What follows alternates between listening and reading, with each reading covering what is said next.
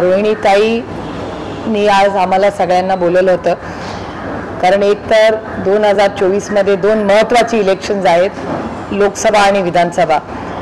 आणि रोहिणीताई जानेवारीपासून राज्याच्या दौऱ्यावर चाललेल्या आहेत. महाराष्ट्राचे आणि देशाचे अतिशय महत्त्वाचे प्रश्न घेऊन रोहिणीताई जानेवारीपासून रस्त्यावर उतरणार आहेत. महाराष्ट्रातले अतिशय गंभीर प्रश्न, खासदारांचं झालेलं निलंबन, महिलांवर होणारे अत्याचार, अन्याय, या सगळ्याचा आढावा आज रोहिणीताईंनी आमच्या सगळ्यांबरोबर घेतला. आमच्याकडून सगळ्याची माहिती त्यांनी घेतली.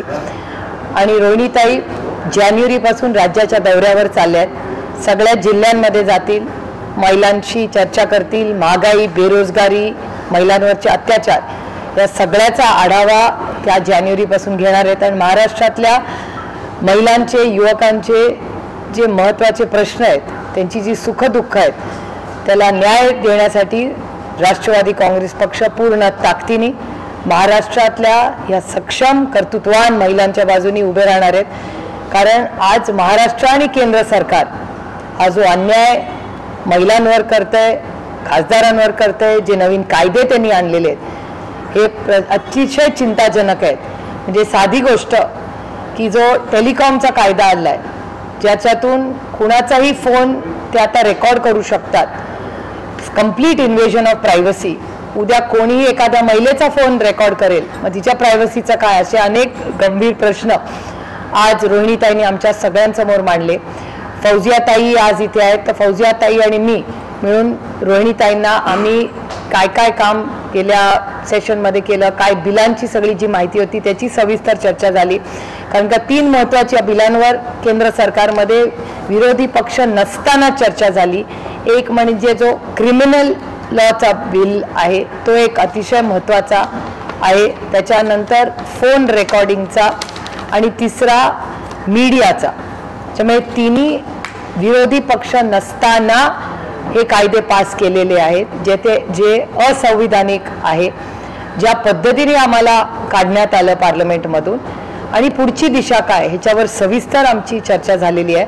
आणि पुढे हे प्रश्न महाराष्ट्राच्या मायबाप जनतेपर्यंत नेण्याचं काम रोहिणीताई करणार आहेत. आणि ह्याच्यासाठी आमची आजची मीटिंग होती. करणार नाही, आधीच आहे.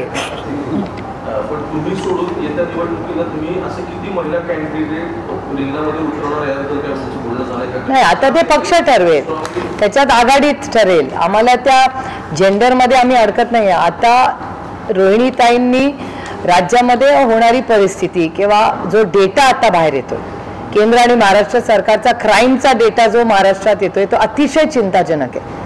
म्हणजे महिलांवर होणारे अन्याय, अत्याचार, हा सगळा जो डेटा आहे तो काही फारसा महाराष्ट्राला शोभणारा नाही आहे. ह्याच्यासाठी महाराष्ट्र सरकार काय करतंय, आजही हुंड्याचे विषय मांडले जात आहेत. मग ह्या घटना होत आहेत ना कुठेतरी, ह्याच्यासाठी यंत्रणा काय करते. जे बलात्कार तर खूप मोठी गोष्ट आहे, छेडछाडीच्याही केसेस वाढलेल्या आहेत. मग या होत आहेत कशा घटना, आणि ह्याच्यासाठी कोणीतरी आवाज तर उठवला पाहिजे. आणि ती जबाबदारी आज रोहिणीताईंनी एक युवा नेतृत्व म्हणून, म्हणजे मी त्यांना फक्त महिलांच्या चौकटीत टाकणार नाही, ती घ्यायची तयारी केलेली आहे. आणि त्याच्यासाठी त्या राज्याचा दौरा करणार आहेत. आणि इलेक्शनमध्ये महाविकास आघाडी आणि इंडियाच्या मीटिंगच्या माध्यमातून कोण कुठली इलेक्शन लढेल ते सगळं तुम्हाला पुढच्या एक 15-20 दिवसात कळेल.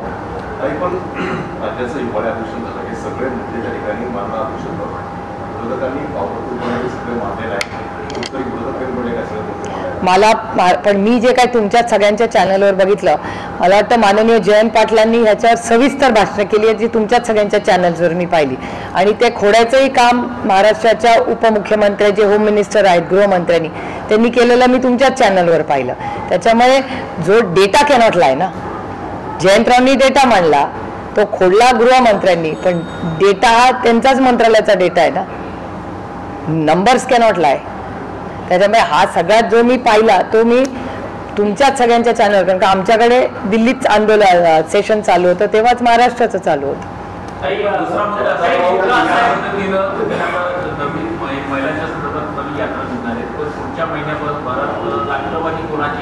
हा प्रश्न निर्माण होणार आहे. अजित पवार म्हणतात की राष्ट्रवादी पक्ष माझाच आहे आणि दुसरं कोणाकडे जायची गरज नाही, राष्ट्रवादी पक्ष आमच्याकडेच आहे. कशा पद्धतीने बघताय का की निकाल लागायचे आहे? माझा इलेक्शन कमिशनवर पूर्ण विश्वास आहे. इलेक्शन कमिशन न्याय देईल एवढीच माझी माफक अपेक्षा आहे. या संपूर्ण हिवाळी अधिवेशनामध्ये खरं तर विरोधक सत्ताधाऱ्यांना कोंडीत पकडण्यासाठी कमी पडले आणि त्या संदर्भातची वाच्यता जी आहे ती आता विरोधी पक्षांमधल्या काही नेत्यांकडे केली जाते. खरं तर जे विकास निधी आहे ते काँग्रेसच्या नेत्यांना मिळालेला आहे अशी टीका जी आहे ती तुमच्याच पक्षातील जितेंद्र आव्हाड समोर करताना पाहायला मिळतात. म्हणजे विरोधकांमध्ये कुठेतरी मतभेद आहेत का महाविकास आघाडी? मी तुम्हाला खरं सांगू, इथलं नाही मी सांगू शकत, कारण का मी असेंब्लीमध्ये नाही, मी लोकसभा लढते. पार्लमेंटमध्ये पूर्ण ताकदीने आम्ही लढलोय आणि तुम्ही आमचे डिबेट्स पाहिले, आमची आंदोलनं पाहिली.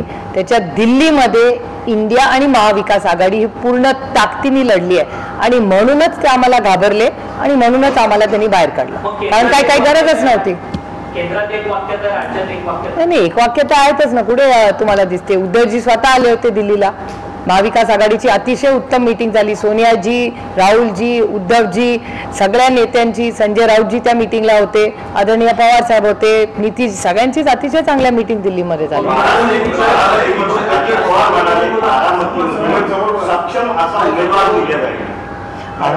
अहो ही लोकशाही आहे. लोकशाहीत सक्षम उमेदवार द्यायला नको का? तुम्हाला दडपशाही एक वेळ दिल्लीकरांना मान्य आहे, मला दडपशाही मान्य नाही. हा देश लोकशाहीनीच चालला पाहिजे आणि प्रत्येक उमेदवाराच्या विरोधात कोणीतरी उभं राहिलंच पाहिजे आणि लोकांना ठरवू दे ना. ही लोकशाही आहे, संविधानाने हा देश चालतो. दिल्लीत आज जे चाललंय त्याच्यावर तुम्ही विश्वास ठेवू नका. आम्ही लोकशाही वाचवण्यासाठी पूर्ण ताकदीने लढणारे आहोत.